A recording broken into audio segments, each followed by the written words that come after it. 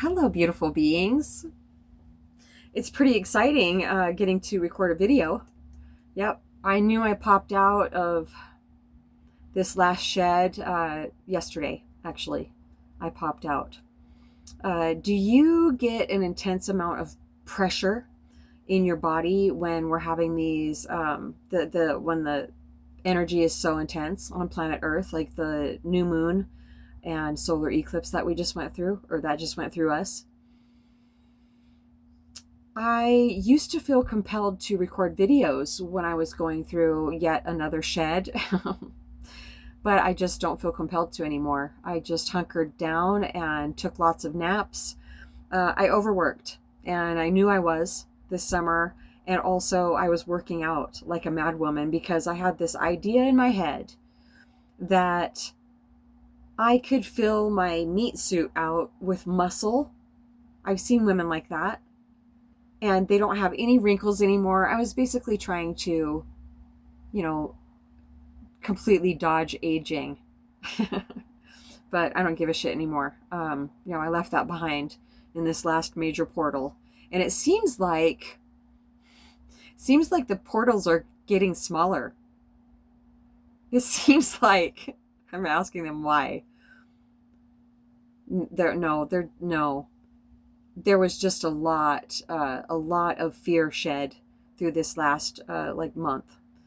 From the time it felt like it had started just a little bit before that, I was noticing that the sheds were coming faster and faster. It's like, oh, I just popped out of one, and then I would be back in one before I would realize it, and I'm like, oh my gosh, I was in a shed. Yeah, if I feel like I'm overthinking, if I don't feel like just peaceful, I'm in a shed.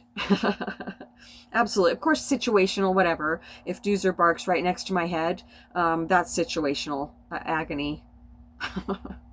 and that passes. That's not a shed, but it is a pop quiz. Yeah, that's right. They're saying it is a pop quiz because having misophonia and having a dog bark right in my ear, unexpectedly especially, just brings up an automatic feeling of rage inside of me. From peaceful, absolutely just to feeling rage. And I'm just like, okay, well, I don't understand why that has to keep happening. I mean, of course he's a dog, but those really sharp where it just hurts, and I don't react though. They're saying that's the whole point. These little pop quizzes, I reacted today though when he did it. It was so unexpected. I was loading stuff up in the car. He had jumped in there. He was already in. So he didn't need to be barking anymore, but he did. He was so excited that I was bending over to put my bag on the floorboards, and he barked right in my ear. And I said the F word, but I say it. I don't let myself scream because it makes me scream. It literally physically hurts. I don't have to explain it. I can't. If you don't have it, it won't make any sense to you. I didn't feel like it was something that I could ease or soothe at all in myself, but I can. So I'm working on it, and I did. I said the F word, but really low. That's one thing I've been practicing, is to not, because I immediately want to scream, cry out. I've cried out in public before. If a man at the hardware store this is a good example. He walks up to me and I'm just like, hello. And he starts talking he's in my space. So I'm backing up, but then he starts talking and he has this octave that it made me almost scream. It startled me so bad. It's like, it's a PTSD thing. They're saying it's like that. It's definitely related to PTSD. But it's also, they're showing me like a central nervous system thing is kittywampus. My dad used to say that he thought I had high frequency hearing loss. That's why things hurt, too loud of things or anything repetitive. Snoring is torturous, even though it's a lower volume. Yeah. Anything repetitive. So I've been teaching myself, because I don't want to ever hurt Doozer's feelings ever. He's a dog. He's going to bark. And he, out of how many dogs on the planet, he chose to be my little guy. He chose this job. It has not been an easy job for him. I have in no way abused him, of course. But when he has barked in my ear like that, or barked incessantly, just because he's excited, is fine. But it's torture. It's absolute torture. But he has taught me that it is absolutely not, I don't feel 100% insurmountable. If it would have been, this would have improved by now. It would have gotten less, but my reactions to it are definitely getting better. So that's wonderful. And I wear earplugs an awful lot, and my skull candy earbuds. So that helps a lot too. I saw a kid riding a bicycle today, and he had one finger in his ear when a logging truck was going by him. I was just like, oh my gosh, there's somebody like me. So all day they've been playing over and over, actions are a language. Yeah, I learned that from Dr. Mike Deloney. He's on YouTube. I watch him on YouTube anyway. And it's so true. It's so interesting too, because people's actions can feel very confusing to me, because I'm basically love bombed at times. And then, like, even in the middle of a texting conversation back and forth, voice clips, they disappear. Just disappear and never respond to the rest of my messages. I mean, and it's been flowing for a couple hours, an hour at least, what a long time. Even if it wasn't that long, but no, see, anything that makes me go, well, why? And if the person keeps doing it, what does that mean? And yeah, I could, and I have tried to apply logic to this. Well, this last time, I think that this person just fell asleep.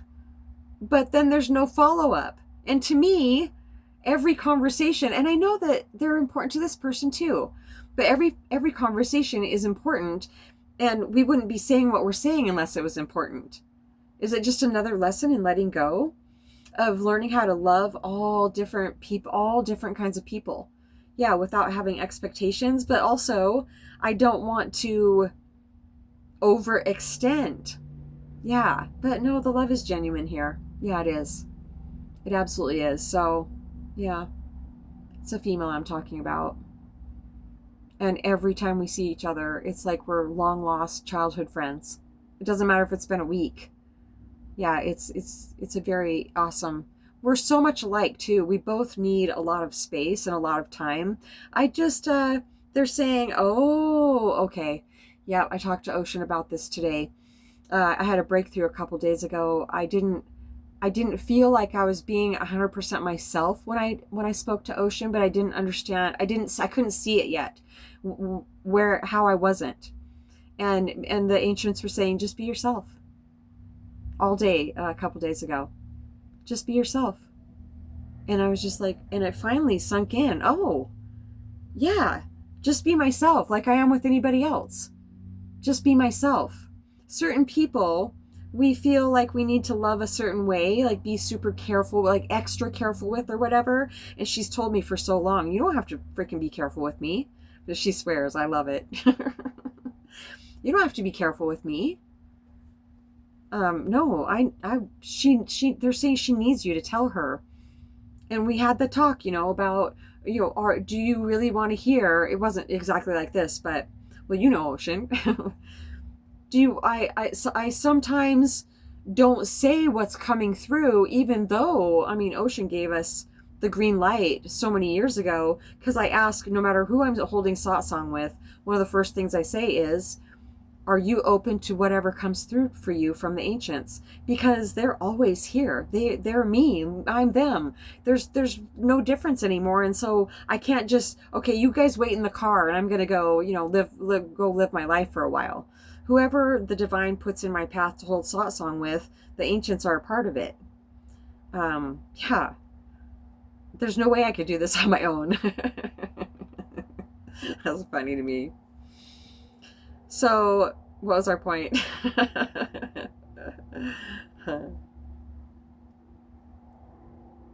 So, right, the way that I wasn't totally being myself was I want to respect Ocean enough, of course, anybody, to let them have their own process. But I also feel very jammed up at times because the course correction keeps coming through so loudly. And she says she's open. She's just an example right now, but this is what, I really saw recently. She's so open to what comes through. That's all I need to say is, this just keeps coming through for you. And we'll talk about it. And the talk we had today was just so life-giving for me, because I don't feel like I've ever been, and I thought I have been. It's sneaky like that, isn't it? Conditioning. It seems like it's for the highest good, but it's keeping us stuck where we always have been. Yeah, we're lightening the load, and in my ascension, it's always intricate, but it used to be like just truckloads of obvious shit that was shutting off. Now it's just very like, what's shutting off right now? All I can feel is the squeeze. I know basically for me, if I had to guess, what's always shutting off is making sure I'm not overextending or reacting to anything, whether it's super good. I conceive it as super good or super negative. Constantly working every day, even when there's nothing wrong, like even when there's no major lesson up, I work every day at making my natural state of being a habit for the personal identity. Yeah. Oh, that was very well put. I loved that. Yeah, that's all it is, because the way we've always been, that's just how I've always been. That's how we always did it in my family. But the person doesn't think, oh, okay, wow, there's so many different ways to do something. But people just latch onto it because they think that they are that personal identity. They don't realize that they're not really. And so, of course, that's why we're here. That's why so many healers are here. And for a long time, I was just like, why am I recording any of these videos, before I realized it was to aid in my own ascension more than anything. And if it helps somebody else, oh, I hope so. I really do. But I veered off a little bit there. Thank you. Yes, it'll come back. It's just a little fork in the stream. It's not even a road. We're flowing. So I said, why can't I wait? Thank you. Until I'm through my ascension. Through it. There is no through it. Just relax. I know it feels hideous. It's terrible. It's really hard. But so is being conditioned. And I'm just like, why can't I just start recording videos? The first time they said, let's make a video, when I was sobbing one day, going through his hideous shed, living with this horribly toxic roommate. Oh my gosh, it was such a brutal time. And it helped me so much. We don't need to wait for anything. And I can see kind of a scenario going on in my life. Well, like in the play of life, that's just how I'm seeing this. I'm not attached to it at all. It's just very interesting to me, because I can see what's going on in my life. Even if it doesn't seem obvious to anybody else. Yeah, when somebody comes in to my life experience and I connect with them on such a deep level, our conversations go deep so fast, so naturally. And the other person, like when we first met, this was several months ago now, when we first met on his channel, the conversations were, just off the charts, just beautiful. And this person was like, the energy between us, just our conversations were, he does cards.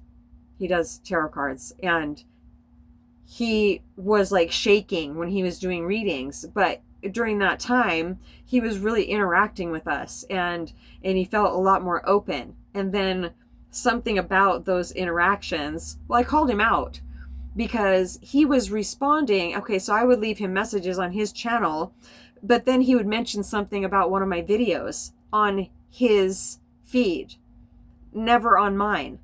And I was just like, no. Why? And I asked him why. And then he stopped making videos for 3 months. I said, divine, make it, no, a little over a month. Something, I don't know, it was a long time. And I said the boyfriend prayer that day too, because I was just like, it was so, actions are a language. That's what's been playing over and over all day. And so I can feel like I have such an intense connection with somebody, and I do. I'm feeling that way because we do. We have an exceptional connection. But you know what that does for both of us? But in this case, it seems to be stirring him up and not myself. What he has mirrored for me is just more not overextending. I don't have to do shit. All I have to do is not overthink anything. That's it. That's my job. Even if I'm excited about, whoever, whatever, this potential something that I feel is on my horizon, I know is on my horizon. I don't fantasize about it. I don't try to conjure it up, and no, I don't try to manifest it. No, I've already done all that work. I am in receiving mode, and the way that I can receive everything that is coming to me is to stay out of the way and not overextend at all. They just show me as a tree. Lately, they've been showing me as a tree in motion. I just think that's pretty exquisite. So I'm learning more deeply that when people appear to go away, they're just in a shed. They're in their freaking head, like I just have been for a while, but aware of it also. It gets better. It gets easier, even though it sucks when the energy just freaking hurts. Yeah, it was rough, but when I realized, oh, I'm in a shed, it definitely makes things a lot lighter. And then I seem to pop out after I realize I'm actually in a shed. And I can know I am too. It's so much easier, of course, like it is with everybody, to see it with somebody else. It's so obvious. And we can see also exactly where the person is in their shed, depending on their desire for growth. Yeah. I held the most beautiful satsang with somebody yesterday. And I mean, the resonance bumps for both of us were just off the charts. And it was absolutely incredible. The realizations, she was just like, you just don't even know, like, and I could see and feel that just the lights were just coming on. Like she's so ready. And this is one of those actions are a language, because her actions are so different. They're almost like love bombing also, and then ghosting. Because when I first started I've known her for over 20 years. Didn't know her, but I met her like over 20 years ago when I was bartending. Anyway, so she said, I'm out of Wi-Fi a lot, reception a lot. Okay, cool. And then she said she lives right in town. So I messaged her yesterday, just a little while after we got off work, and I said, it was such a pleasure holding satsang with you today. It was just magical. And I said, did that resonate with you about not being time to quit smoking cigarettes yet? And nothing all day today either. And I don't know what that means. And, oh yeah, we're back to using logic. And, is this more practice? And why do I need to know? I don't even need to think about it. I'm just very aware of what am I becoming aware of? I feel like I'm really on guard with people. No, okay. It's not in a bad way, they're saying. It's really good to use my gift of discernment with people. Because, yes, I need to protect myself, because I used to let myself be taken advantage of very easily. Yeah. So that's, okay. I can trust my judgment and my intuition implicitly. But this is a part of it, they're saying, is really, really paying attention to people's actions. Yeah. Okay, so they're saying a huge part of why this is so important is that this initial amazing connection with people isn't with everybody. No, I've definitely been noticing it in the last several months more. But see, in the past, I would have just just been all in. And I haven't been. Okay, so these are major lessons in overextending. Okay, and also they're saying that when we meet up and it's a really beautiful, wonderful experience, we are a vibrational match for that meeting. And then when there's radio silence, we're not. Wow. That takes any personal feelings out of it at all. Any type of feeling I have to protect myself, like they're pulling one over on me. No, it's not like that. It's all vibrational. We're either a match or we're not. And with me not overextending, I basically only get the most open parts, the most open interactions with people.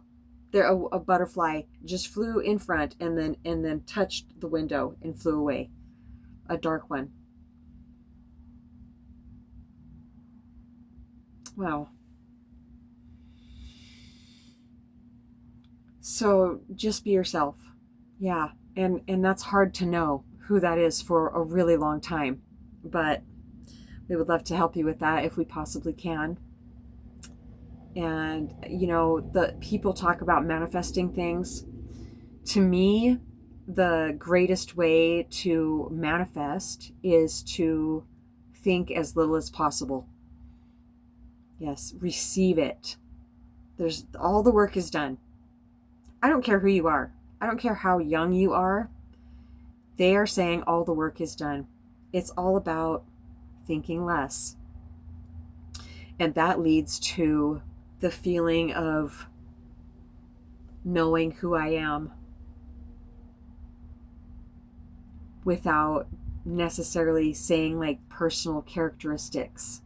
Like, oh, my personality is this. No, that's not up to me to say. No, all I care about is being a clear, open channel for the divine to pour through. Why would anything else be more important than that? So having that be the most important thing, it really has aided, they're saying, in shedding off the useless personal identity. And divine partner, if you are watching right now, just good luck to you. And, you're doing great and you're so brave. And if you feel like you're being squeezed, you're in a shed. And my email is satsangwithmamaji@gmail.com. And it's always in the description box. Well, I've never said that before. All right, I think that's it for now. I got some caramel Sutra Ben & Jerry's ice cream. I usually don't have regular ice cream because I'm lactose intolerant, but it's worth it. Doozer doesn't mind. I'm so happy I got to see you today, Ocean. Oh, what a gift. We love you so much.